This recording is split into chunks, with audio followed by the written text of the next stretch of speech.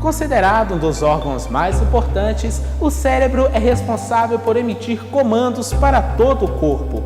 Muitas são as atividades que acontecem no interior dele, que é um sistema complexo.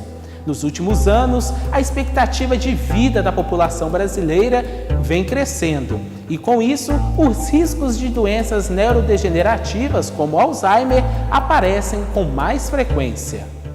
Nessa edição do Eureka, vamos entrar no cérebro humano para tentar entender como que o Alzheimer proporciona o declínio das funções cognitivas.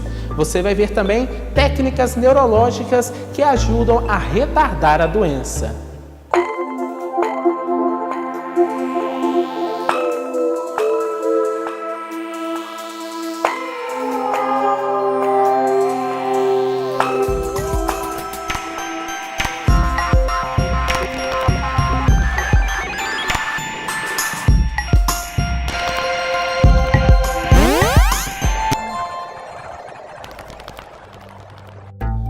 A doença de Alzheimer surgiu em 1906, depois que uma paciente do neuropatologista alemão Alois Alzheimer apresentou perdas de memória e distúrbios de linguagem.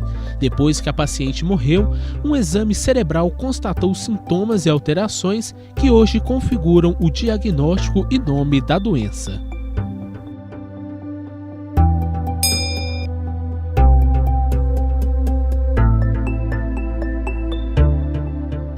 Na linguagem popular, demência faz relação à loucura. Na medicina, as demências são representadas por um grupo de doenças caracterizadas pelo declínio das funções cognitivas, como linguagem, memória e entre outros. O Alzheimer é a forma mais comum de demência neurodegenerativa em pessoas de idade. Existem estudos e pesquisas que tentam comprovar a causa e a cura da doença, aspectos pouco conhecidos pela ciência. A doença de Alzheimer é uma doença neurodegenerativa que é caracterizada, então, pela degeneração progressiva cerebral, que nós costumamos chamar de atrofia cerebral. Então, o cérebro ele acaba se atrofiando mais do que esperado por uma determinada idade específica. Ela começa nas regiões mediais do lobo temporal, seja do lado esquerdo e do lado direito, e depois ela se espalha ao longo de outras regiões do cérebro. Então, ao longo dos anos, com a progressão da doença, nós teremos um cérebro bastante atrofiado, e a repercussão dessa atrofia, dessa disfunção, que vai culminar numa disfunção cerebral, vai levar a uma perda cognitiva progressiva, alterações então de comportamento também, e a perda da capacidade da pessoa exercer as atividades, realizar suas atividades sozinha.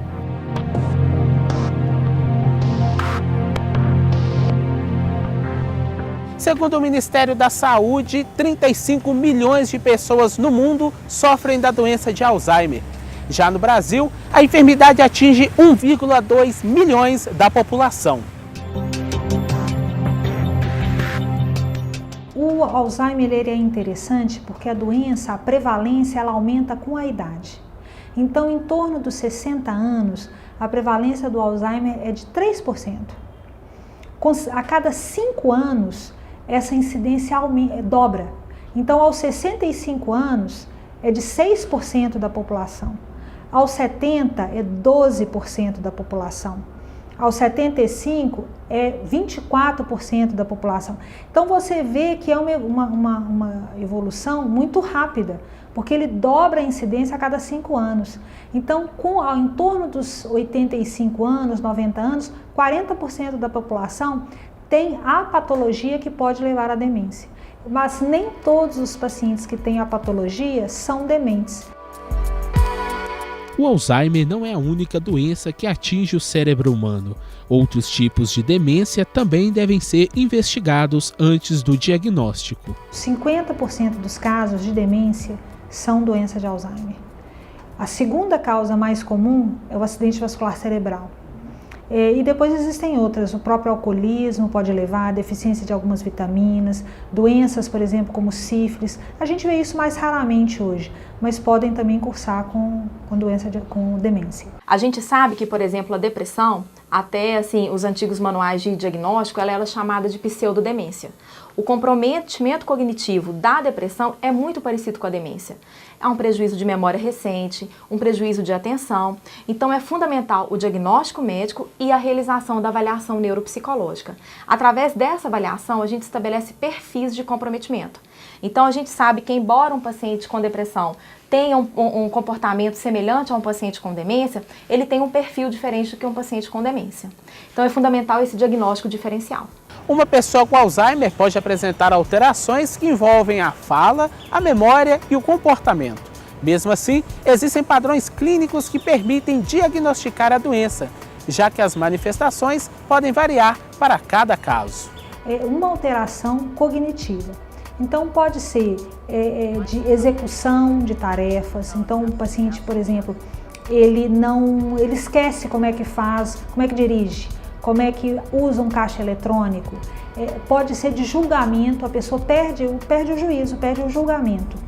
Então ele não sabe mais o que é certo ou errado, mas sempre você tem que ter alteração da memória. É a memória mais algum outro fator.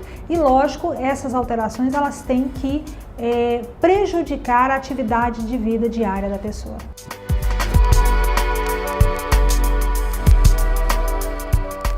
A doença é caracterizada por estágios que avançam ao longo do tempo. É um processo muito lento. Na verdade, quando você diagnostica clinicamente a presença da demência, no caso do Alzheimer, o processo que leva à demência já está presente há 10, 15 anos. Existem depósitos de substâncias no cérebro que são lesivas aos neurônios, que são os depósitos de beta-amiloide. E também existe uma formação de um emaranhado neurofibrilar que vai destruindo as conexões entre os neurônios.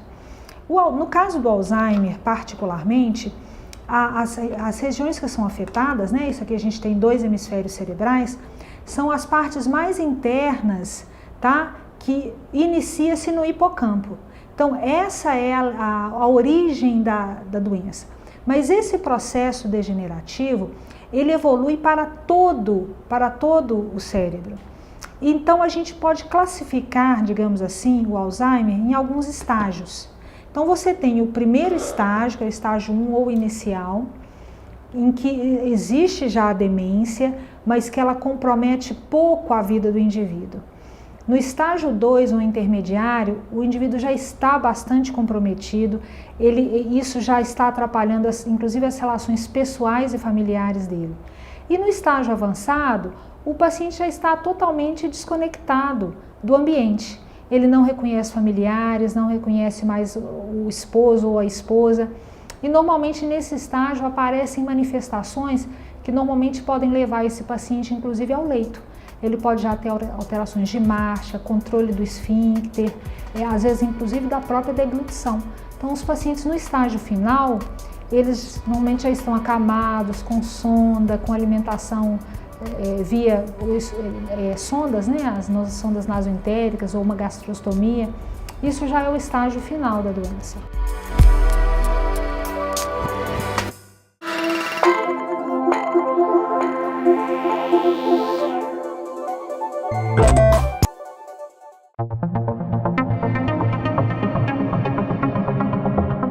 Apesar do Alzheimer ser uma enfermidade progressiva, existem técnicas que permitem retardar o avanço da doença. É o caso da reabilitação cognitiva. O processo é feito por meio da implementação de estratégias para compensar dificuldades decorrentes da demência de Alzheimer. A melhor forma da gente minimizar o impacto assim, de uma possível demência é desenvolvermos cada vez mais as capacidades do nosso cérebro. Tem um conceito que se chama reserva cognitiva, que eu brinco com os meus pacientes que é como se representasse uma mina. Então, quanto mais eu abasteço essa mina de riquezas, e riquezas entendam formações, leitura, aprendizado de línguas, realização de atividade física, porque a gente sabe que está também relacionado com a liberação de uma substância específica que melhora o funcionamento cerebral. Então, a partir do momento que eu me mantenho ativa e engajada em atividades que enriqueçam o meu cérebro, eu vou cada vez mais captando esses recursos. A gente sempre fala que há uma janela terapêutica. A questão assim do quanto de recuperação, do tempo entre a apresentação dos sintomas e essa melhora, essa remissão total, ou se vai haver a remissão total ou não, isso é muito particular. Depende da idade do paciente, depende do tipo de lesão, depende do nível de escolaridade, porque a gente sabe que quanto mais desenvolvido da parte acadêmica, maiores recursos essa pessoa tem para lidar com as vicissitudes, para lidar com essas perdas. Então isso tudo depende de várias questões. Mas cura não tem, a doença vai continuar evoluindo. O que nós tentamos fazer é que essa evolução ocorra, melhor dizendo, de uma maneira mais lenta e que tanto o paciente quanto os seus familiares tenham uma qualidade de vida melhor.